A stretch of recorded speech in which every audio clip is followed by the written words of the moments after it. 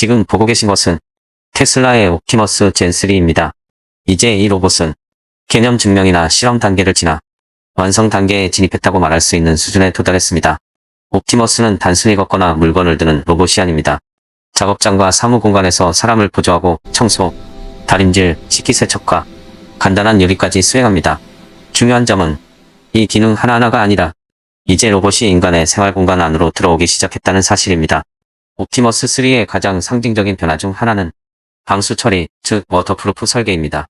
로봇 공학적으로만 보면 방수는 새로운 기술이 아닙니다. 그러나 휴머노이드 로봇에서의 방수는 단순한 내구성 문제가 아니라 환경 정의의 변화를 의미합니다. 물은 인간의 생활 공간을 규정하는 요소입니다. 주방, 욕실, 세탁 공간, 청소 영역. 옵티머스가 이 공간에 들어온다는 것은 로봇이 더 이상 산업 환경이 아니라 인간의 일상 환경을 기준으로 설계되었다는 선언입니다. 여기서 우리는 가장 기본적인 질문으로 돌아가야 합니다. 왜 테슬라는 바퀴형 로봇이나 전용 자동화 기계가 아니라 굳이 인간형 로봇을 선택했을까요? 이 질문의 답은 기술 효율이 아니라 환경 적합성에 있습니다. 현대사회의 거의 모든 공간은 인간의 신체를 기준으로 설계되어 있습니다.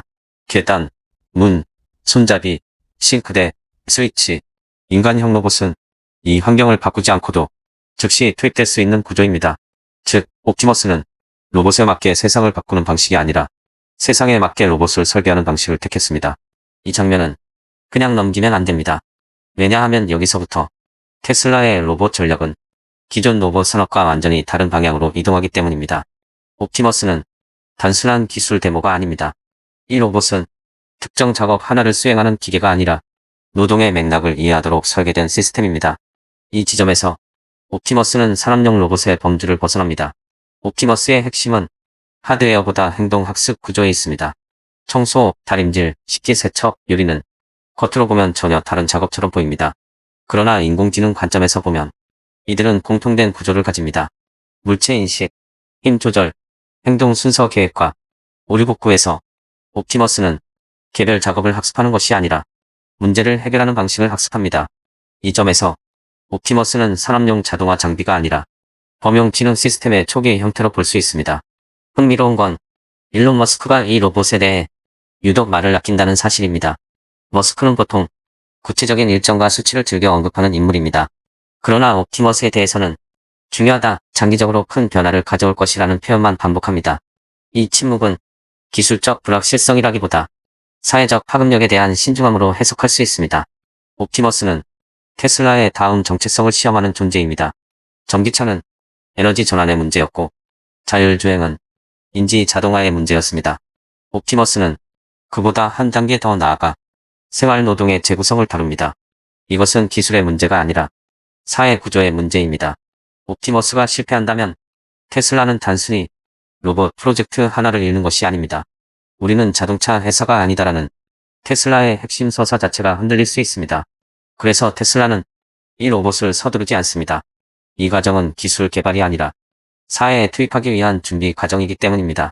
지금 보고 있는 로봇은 미래의 가능성이 아니라 이미 현실에 발을 들여놓은 시스템입니다. 이제 중요한 질문은 이 로봇이 무엇을 할 수 있는가가 아닙니다. 우리는 이 로봇과 함께 살아갈 준비가 되어 있는가? 옵티머스는 기술의 완성이 아니라 질문의 시작입니다. 그리고 그 질문은 기술에 대한 질문처럼 들리지만 사실은 인간 사회에 대한 질문입니다. 왜냐하면 지금까지 인류가 자동화해온 것은 대부분 비인격적 영역이었기 때문입니다. 공장, 물류, 계산, 데이터 처리.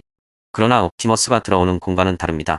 집, 사무실, 병원, 요양시설, 즉 사람의 일상과 감정이 얽혀있는 공간입니다. 여기서 자동화는 효율의 문제가 아니라 관계의 문제가 됩니다. 우리는 이미 기계가 인간을 대체하는 장면을 많이 봐왔습니다. 그러나 그 대부분은 인간과 기계가 서로를 인식하지 않아도 되는 영역이었습니다. 옵티머스는 다릅니다.